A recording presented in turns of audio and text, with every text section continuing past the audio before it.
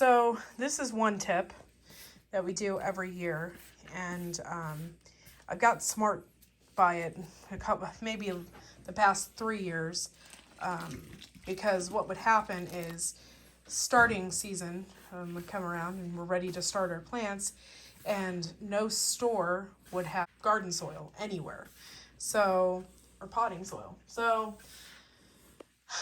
this is a tip I'm letting you guys know about, is that we would always buy, and we started this a couple years ago, would always buy our potting soil in the fall. So we would have it when we're ready to start our plants. There's been a few years we'd go out looking and stuff, and then we end up buying the worst potting soil I think we've ever used. And so we have now decided to just buy it in the fall and keep it around, and then wait till spring to use it. And when, not that I am selling this or anything like that, but we always use this Pro Mix. It's pretty good, and it's pretty light and fluffy, and there's not like a lot of chunks in it to keep you from planting your seeds and stuff like that. So it comes in a compressed brick, and you like it'll be in chunks like this, but it's literally just crush it up. It's real nice.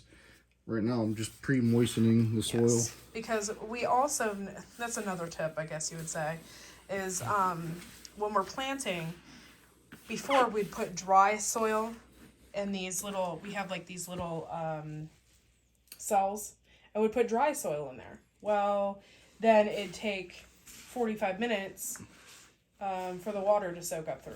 And yeah, sometimes for some reason certain soils want to hydrolock, and they don't want to absorb water. But if you do it this way first, once the soil absorbs water, it stays fine, but it's getting that initial moisture in it. So if I do it this way, and then we don't have to worry about that. The soil is pre-moistened for the first watering. So I think this is a pretty smart idea.